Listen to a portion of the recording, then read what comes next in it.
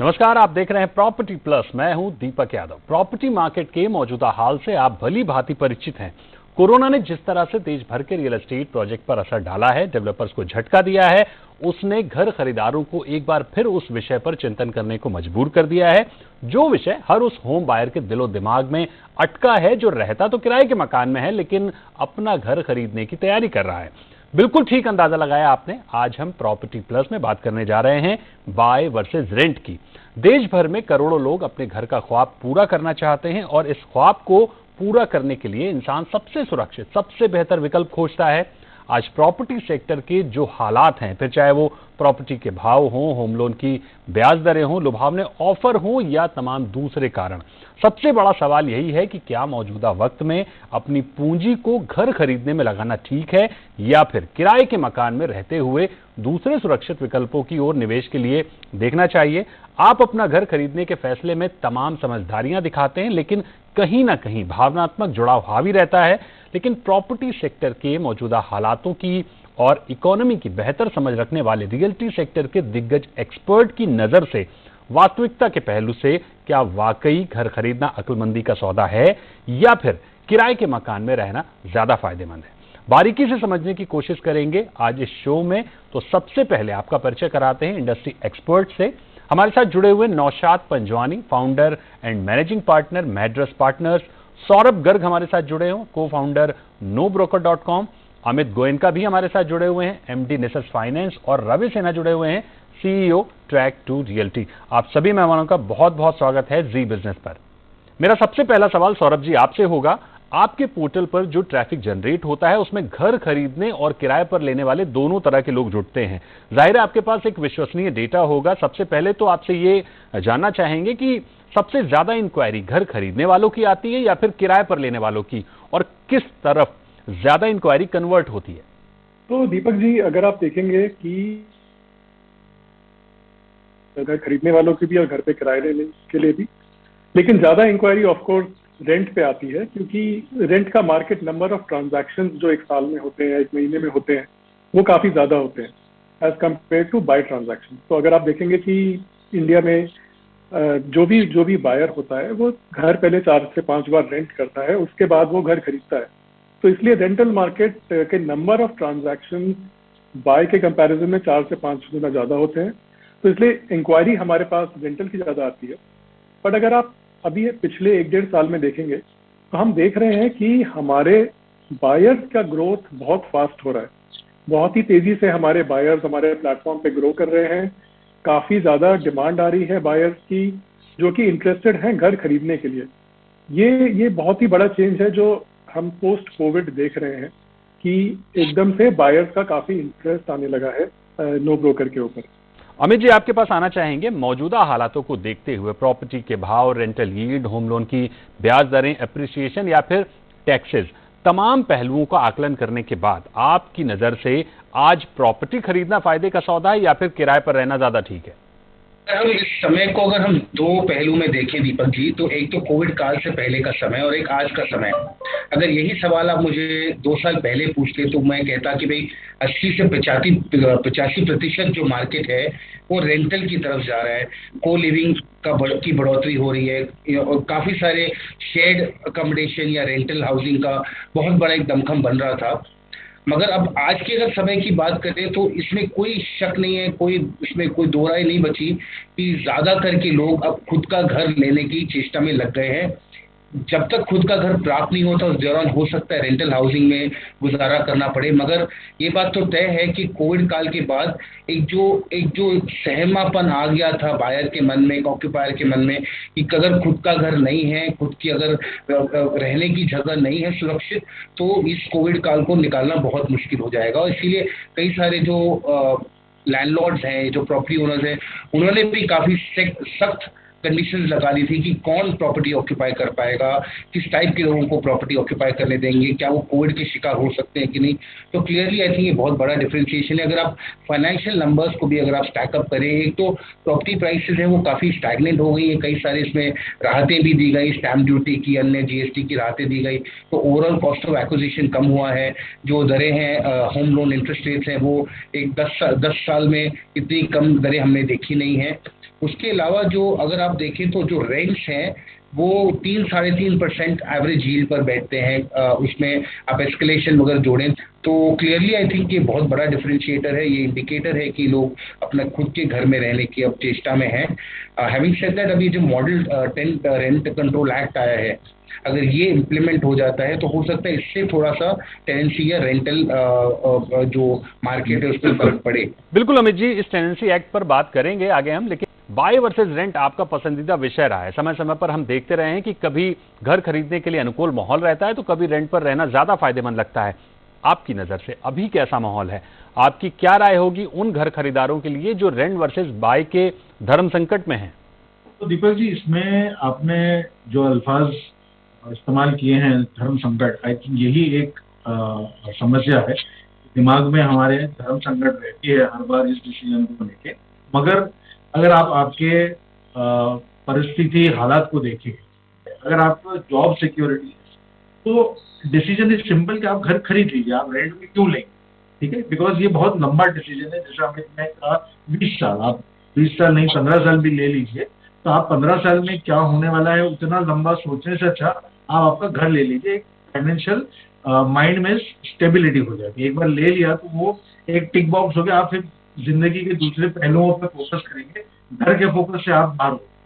तो एक तो आपकी सिचुएशन अगर ऐसी, मगर अगर आपकी सिचुएशन ये है कि आपके पास डाउन पेमेंट के भी पैसे नहीं है, अगर आपके पास क्रेडिट रेटिंग नहीं है, आपकी जॉब सिक्योरिटी नहीं है, तो आप क्या करेंगे? आपके पास चॉइस ही नहीं। ठीक है, तो आप रेंटल में ही जाने के सिवा आपके पास कोई इलाज नहीं है। मगर मेरा जो ऑब्जर्वेशन है और जो ये है कि लोग एक सोल्यूशन जो है वो यूज नहीं कर पा रहे कि अगर मुझे एक शहर में रहना है और मेरा काम किसी एक लोकेलिटी में है, तो मैं उसके करीब घर लेने जाऊं तो शायद मेरे बजट में नहीं बैठता। मगर अगर मुझे घर खरीदना है कहीं दूर खरीदना, तो मुझे जो कम्यूटिंग है उसमें मैं बहुत परेशान हो जाता हूँ। ठीक है, मगर अगर मैं दूर घर खरीदता हूँ उसको एज एन इन्वेस्टमेंट लेता हूँ कि कौन से सब मार्केट में प्राइसेस अच्छे जाएंगे, कहाँ पे अच्छे डिस्काउंट्स मिल रहे हैं, कहाँ पे किस किस्म की ट्रेंड लग रही है, कहाँ नया इंफ्रास्ट्रक्चर आने वाला है, और उसको प्योरली एक इन्वेस्टमेंट और इमोशनल दोनों का कॉम्बिनेशन करके कि मेरा अपना घर है वो लेके छोड़ दूं, और फिर भी उस घर को मैं किराए पे लगा के मेरे ऑफिस के नजदीक किसी घर में अगर मैं किराए पे रहूं तो ये क्या अच्छा सोल्यूशन ना होगा? आपको दोनों मिल रहे हैं, आप इन्वेस्टमेंट भी कर रहे हो, आपका घर भी ले रहे हो, और आपको जिस एरिया में रहना है उस एरिया में भी आप रह पा रहे हो और अच्छी सहूलियत मिल रही है। तो मेरा सजेशन ये है कि इस पहलू पे अगर लोग सोचें तो विन विन दोनों तरफ से हो। बिल्कुल सही बात है कि अगर दोनों ही विकल्पों पर विचार हो तो ज्यादा बेहतर हो सकता है। रहने के अलावा अपना बड़ा घर भी हो जाए और मेट्रो शहर में जहां आप रहना चाहते हैं कम कीमत पर वहां रह भी सके। रवि जी, आपके पास आएंगे।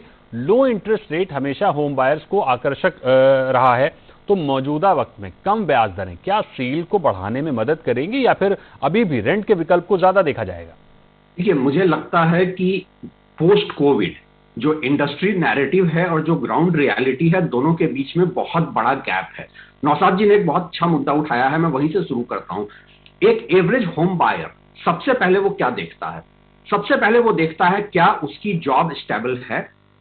उसके बाद दूसरा वो देखता है कि इन्फ्लेशन का क्या सीन है, क्या वो घर के खर्चे चला पा रहा है, क्या वो टेक होम सैलरी में उसके घर के खर्चे चल रहे हैं। जॉब स्टेबल होना एक बात है, लेकिन उस सैलरी से घर चला पा रहा है। जब ये दो हर्डल वो क्रॉस करता है, उसके बाद आपने जो सवाल पूछा है इंटरेस्ट रेट, इंटरेस्ट रेट कभी भी प्राइम कैटलिस्ट नहीं हो सकता है। ये इंडस्ट्री नैरेटिव शुरू से दिया जाता है कि लो इंटरेस्ट रेट में घर बिकते हैं, जो गलत है। मैं आपको कुछ स्टैटिस्टिक्स देता हूं। 2011 में 13 बार इंटरेस्ट रेट बढ़े थे। इंटरेस्ट रेट जो कि 2008 में 10.25% था, वो 2012 में जाकर 13% हो गया था। लेकिन उसके बाद भी घर का सेल बहुत अच्छा हो रहा था, कम से कम आज की मार्केट से काफी अच्छा सेल जा रहा था। ऐसा क्यों? क्योंकि देखिए, इन्फ्लेशन जो है, नॉट नेसेसरीली इन्फ्लेशन एक गलत वर्ड है, ग्रोथ ड्रिवन इन्फ्लेशन भी हो सकता है। आज हम जिस मार्केट में बैठे हैं उस मार्केट की प्रॉब्लम ये नहीं है कि इन्फ्लेशन, आपका इंटरेस्ट रेट कम है। इंटरेस्ट रेट हम सब जानते हैं कि जिस तरीके से हम एक स्टैगफ्लेशन के दौर में हैं, जहां इन्फ्लेशन बढ़ रहा है और इकोनॉमी के बाकी इंडिकेटर्स जो हैं वो स्टैग्नेंट हैं, तो आज नहीं तो कल, 6 महीना, 1 साल, इसको ज्यादा डिले नहीं किया जा सकता है। इंटरेस्ट रेट ऊपर जाएगा ही जाएगा। तो मुझे लगता है ऐसे मार्केट में एक होम बाइंग का कमिटमेंट बहुत बड़ा रिस्की कमिटमेंट है।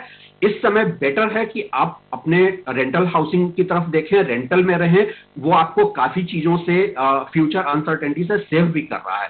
हाँ, अगर आपकी जॉब स्टेबल है, और मैं इसमें एक और नौशाद जी ने जो कहा उसमें जोड़ता हूं, अगर आप इस हालत में हैं कि कम से कम 40% डाउन पेमेंट अपने पास से कर सकते हैं, तभी जाकर घर खरीदने का आपको कमिट करना चाहिए। अदरवाइज मैं देख रहा हूं इंडियन हाउसिंग मार्केट में एक सेल को बढ़ाने के लिए जो नैरेटिव दिया जा रहा है, उसमें सारे एनालिस्ट एक बात भूल जा रहे हैं कि अगर ओवर लिवरेज होम बाइंग होने लगा तो कल को जॉब और छूटने के बाद फोरक्लोजर की सिनेरियो भी बन सकते हैं। सौरभ जी, आपके पास आएंगे। जिस तरह से रिवर्स माइग्रेशन हुआ है उसको देखते हुए, जैसा कि नौशाद जी ने भी कहा कि छोटे शहरों में घर खरीदें और महानगरों में रेंट के ऑप्शन देखें, क्या अब बड़े शहरों में होम बाइंग की जगह रेंटल ऑप्शन ज्यादा अडॉप्ट होगा और छोटे शहरों में बड़े घरों में निवेश बढ़ सकता है? आपका डेटा क्या कह रहा है? सर्च आपके यहाँ किन शहरों में ज्यादा देखने को मिल रहा है?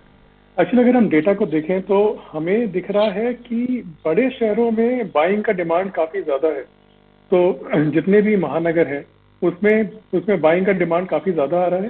जो रिवर्स माइग्रेशन हुआ है वो हमने देखा कि ज्यादा बैचलर सेगमेंट में हुआ है।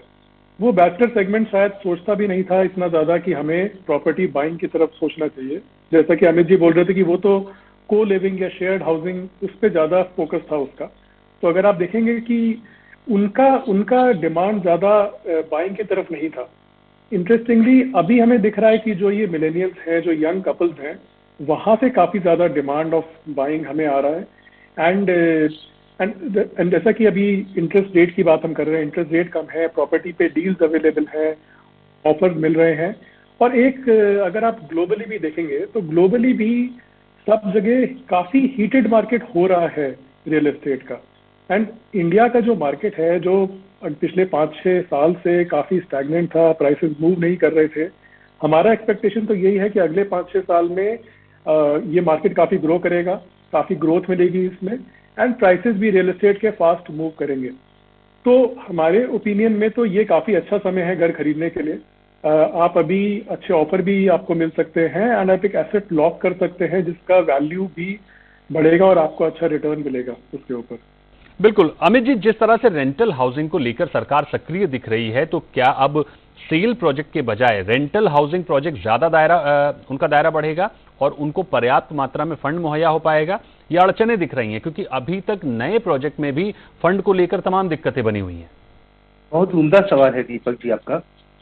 और रेंटल हाउसिंग को बढ़ावा देने के हेतु ही सरकार ने करीब 2 साल पहले ARCHS स्कीम का ऐलान किया था, अफोर्डेबल रेंटल हाउसिंग कॉम्प्लेक्सेस, जिसका एक ही उद्देश्य था कि जो लोअर वर्ग के लोग हैं, जो कम आर्थिक क्षमता की जो पॉपुलेशन, स्पेशली माइग्रेंट लेबर, जो हमने देखा 2020 में बहुत बड़े पैमाने में लोग घर वापसी कर रहे थे, घर रहने की कोई सुविधा नहीं थी, तो इस हेतु एक ARCHS का ऐलान हुआ।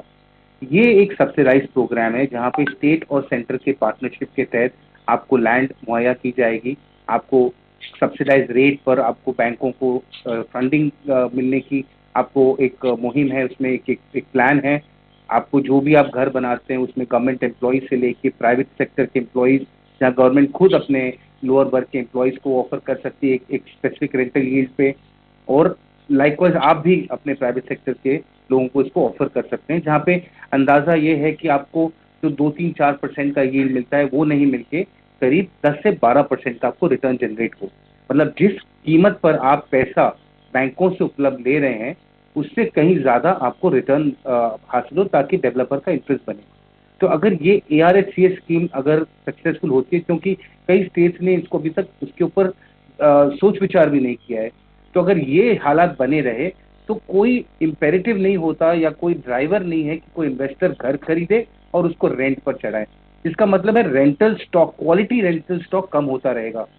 ज्यादा का ज्यादा लोग जो हैं वो अब ओन्ड हाउसिंग में ही प्रेफर करेंगे, सोसाइटीज प्रेफर करेंगी कि जो वहाँ पे रहते हैं वो सोसाइटी मेंबर्स हो, ओनर्स हो। तो क्लियरली एक डायरेक्शनल हमको दिख रहा है कि या तो पूरा एक रेंटल हाउसिंग कॉम्प्लेक्स बने जो पूरा भाड़ू के बेसिस पे और एक ओन सोसाइटीज बने। तो ये एक पूरा सेगमेंट जो है वो फॉर्मलाइज हो रहा है दीपक जी। कैपिटल दोनों तरफ लग रहा है, मगर रेंटल हाउसिंग की तरफ कैपिटल नहीं के बराबर है, जो आपने एकदम सही फरमाया। बिल्कुल चर्चा जारी रखेंगे, लेकिन यहाँ वक्त एक बहुत ही छोटे से ब्रेक का। ब्रेक के बाद जल्द हाजिर होंगे, आप बने रहिए जी बिजनेस पर।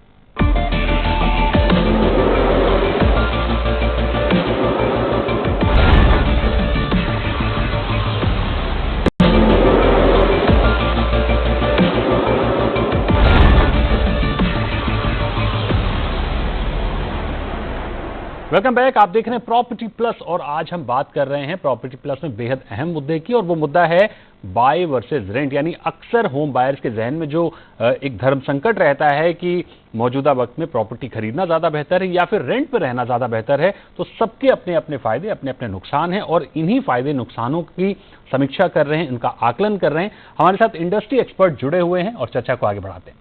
नौशाद जी, भारत में रेंटल हाउसिंग का फ्रेमवर्क जब पूरी तरह से काम करने लगेगा तो क्या लोगों का रुझान घरों को खरीदने के बजाय किराए पर रहने पर ज्यादा होगा? दीपक, आई थिंक जो अमित ने कहा है उससे मैं बिल्कुल सहमत हूँ कि अगर आप एग्जिस्टिंग हाउस डिजाइन जो है अगर उसी को आप रेंटल में कन्वर्ट करोगे तो वो बड़ा इनएफिशिएंट भी होता है और बड़ा और उसका डिजाइन जब मैं कह रहा हूँ तो उसका लोकेशन हंटिंग से लेके लैंड वैल्यू से लेके मास्टर प्लानिंग, आर्किटेक्चरल, कंस्ट्रक्शन, अंदर की जो लेआउट है, फैसिलिटीज, एमिनिटीज, आप हर चीज की बात करें उसको अगर रेंटल पॉइंट ऑफ व्यू से अगर डिजाइन किया जाए और ऐसे प्रोजेक्ट को अगर फाइनेंसिंग भी एक अलग इंडस्ट्री लेवल पे जिस तरह से होता है उस किस्म का फंडिंग भी मिले, एफडीआई हो या इंस्टीट्यूशनल फंडिंग हो, तो इसका सोल्यूशन सिर्फ एक पॉलिसी नहीं है। पॉलिसी वेलकम है, उसका बड़ा अच्छी तरह से स्वागत करते हैं कि गवर्नमेंट ने इसके बारे में सोचा है, मगर इसको एक टोटलिटेरियन व्यू से सोचना होगा। इसके लिए लैंड कैसे अवेलेबल करेंगे, जोनिंग करके या कहीं टीडीआर बढ़वा के या सिर्फ अफोर्डेबल के लिए या उसके डिजाइन को लेके, तो उस एक एंगल से बहुत सारा काम करना बाकी है। और मैं नहीं समझता कि अगले, अगर मैं रिस्क लूँ एक एस्टिमेट लेने का, तो अगले 10 साल में ये कोई एक अच्छा बड़ा मुहिम बन सकता है। रवि जी, तमाम तरह के सर्वे आप कराते हैं, तमाम होम बायर्स ग्रुप से आप जुड़े हुए हैं, घर खरीदारों का क्या मूड दिख रहा है? मौजूदा हालातों को देखते हुए बिक्री बढ़ती दिख रही है या फिर रेंटल ऑप्शन ज्यादा दिख रहे हैं? अभी एक यहाँ पे मुद्दा उठा था कि अक्रॉस द वर्ल्ड जो प्रॉपर्टी मार्केट है वो ओवरहीटेड हो रहे हैं। मैं उस पर थोड़ा क्लैरिटी दे दूं कि हम उन मार्केट की बात कर रहे हैं, यूके यूएस के उन मार्केट की बात कर रहे हैं जहां पे demand supply dynamics India China जैसा नहीं है। वहां पे डिमांड ज्यादा है, सप्लाई कम है। हमारे यहाँ सप्लाई बहुत ज्यादा है, डिमांड कम है।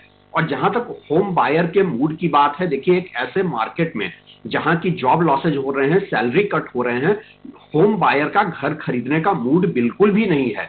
लेकिन अब आप इसमें एक सवाल पूछेंगे कि अगर ऐसा है तो ये जो सेल्स के फिगर आ रहे हैं वो कहां से आ रहे हैं? ये एक अपॉर्चुनिस्टिक बाइंग हो रही है। इन्वेस्टर्स रियल एस्टेट मार्केट से बाहर चले गए थे क्योंकि इन्वेस्टर्स को यह समझ में आ गया था कि हाउसिंग में रिटर्न नहीं है। पोस्ट कोविड जो हाउसिंग में थोड़ा डी ग्रोथ हुआ है, उसके अलावा देखिए असेट क्लास बहुत साइक्लिक होता है। इस समय स्टॉक मार्केट ऊपर की तरफ जा रहा है। सारे जो अपॉर्चुनिस्टिक बाइंग वाले जो इन्वेस्टर्स हैं वो ये जानते हैं कि जहां आपका स्टॉक मार्केट का मूवमेंट, अपवर्ड मूवमेंट रुकेगा, अगला मूवमेंट रियल एस्टेट में होगा। तो ये जो बाइंग हो रहा है वो अपॉर्चुनिस्टिक बाइंग हो रहा है। इन्वेस्टर मार्केट में वापस आ रहे हैं। जहां तक एक एवरेज होम बायर की बात है, आज का एक एवरेज होम बायर जो एक middle class salaried class buyer है वो अपनी जॉब सिक्योरिटी को लेकर इतना डरा हुआ है। दूसरा, उसके सामने ये क्लैरिटी नहीं है कि लॉन्ग टर्म में वर्क फ्रॉम होम रियलिटी रहेगा या उसे, तो एक वो मिसमैच हो जाता है कि मैं मेट्रो सिटी में लूं या होम टाउन में जाकर लूं। तो मुझे लगता है कि अगर हम एकदम एंड यूजर बायर की बात कर रहे हैं तो अगले 2 से 3 साल ये बायर वेट एंड वॉच वाले मूड में रहेगा। रवि जी, आपकी नजर से सीधी तौर पर अभी घर खरीदारों को क्या करना चाहिए? जो बाय वर्सेस रेंट के धर्म संकट में फंसे हैं, उन्हें क्या होम बाइंग करनी चाहिए या फिर किराए पर रहना चाहिए? अगले 3 साल तक होम बायर को किराए पे रहना ज्यादा फाइनेंशियली और even working from home point of view से वो ज्यादा वायबल ऑप्शन दिखता है। सौरभ जी, क्या कहेंगे आप, घर खरीदना सही है या फिर किराए पर रहना? मेरे को लगता है कि ये काफी अच्छा समय है घर खरीदने के लिए। अच्छे ऑफर्स, अच्छे प्राइसेस अवेलेबल है और आपको अपनी पसंद का घर रेडी टू मूव इन भी मिल सकता है या फिर रेडी पोजीशन भी, क्लोज टू पोजीशन मिल सकता है। तो एक काफी अच्छा समय है। बिल्कुल। नौशाद जी, आपकी क्या राय होगी रेंट वर्सेस बाय पर? मैं सौरभ की राय से बिल्कुल सहमत हूं कि ये जो फिलहाल सिचुएशन है, शायद ये सिचुएशन आगे ना आए। तो आपके सारे ग्रह अगर मैच हो रहे हैं, सब है आपके पास, फाइनेंशियल अवेलेबिलिटी है, तो फिलहाल रेंट हाई पर है, तो ऐसा नहीं है कि रेंटल कम हो रहे हैं। EMI जो है, जैसे अमित ने कहा कि वहाँ पे इंटरेस्ट रेट्स कम हो गए हैं, और उसके सामने जो हाउसिंग का सबसे बड़ा दुश्मन जो होता था वो FD और PF होता था कि वहाँ पे 12% जितना इंटरेस्ट मिलता था एक जमाने में 10 साल पहले, अब वो ना के बराबर होता जा रहा है। तो लोगों के पास इंसेंटिव नहीं है और लोगों के पास रिस्क नहीं है, कैपिटल है कि FD की जगह पे शेयर्स में डाले। तो FD का रिप्लेसमेंट जो है वो रेसिडेंशियल हाउस होगा। तो अगर आपके पास सारे रिसोर्सेज है तो प्लीज खरीद लीजिए। Amit ji, bye versus rent पर आपका क्या रुख है?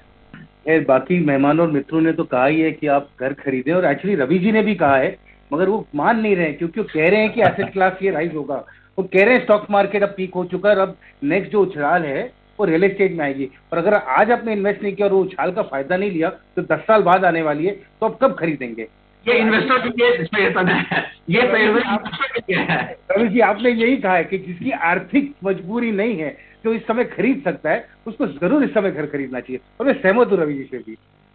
यानी पूरी चर्चा का सार निकालने की कोशिश कर रहे हैं। तो जो लोग धर्म संकट में हैं उनके लिए हमारे इंडस्ट्री दिग्गजों की राय है कि अगर आपकी जॉब सिक्योर है, EMI को लेकर जेब मजबूत है, क्रेडिट रेटिंग अच्छी है, तो देर करना नुकसानदेह साबित हो सकता है। मौका अच्छा है, घर खरीदना इस वक्त श्रेष्ठ विकल्प है। लेकिन अगर आप पशुपेश में हैं, आपकी आर्थिक स्थिति उठापटक में है, तो रुकना बेहतर है। किराए का मकान बुरा नहीं होता है और जो पैसा हाथ में है उसे दूसरे सुरक्षित विकल्पों में निवेश करें। हालांकि दोनों ही विकल्पों के अपने अपने फायदे और नुकसान हैं। बहुत बहुत शुक्रिया अमित जी, नौशाद जी, सौरभ जी और रवि सिन्हा, आपका भी बहुत बहुत शुक्रिया हमारे साथ जुड़ने के लिए। बाकी प्रॉपर्टी प्लस पर रियल्टी सेक्टर से जुड़े मसलों पर चर्चा जारी रहेगी। आप भी किसी मुद्दे को लेकर विस्तृत राय चाहते हैं या किसी तरह का सुझाव चाहते हैं तो जरूर हमसे संपर्क कीजिए। नमस्कार।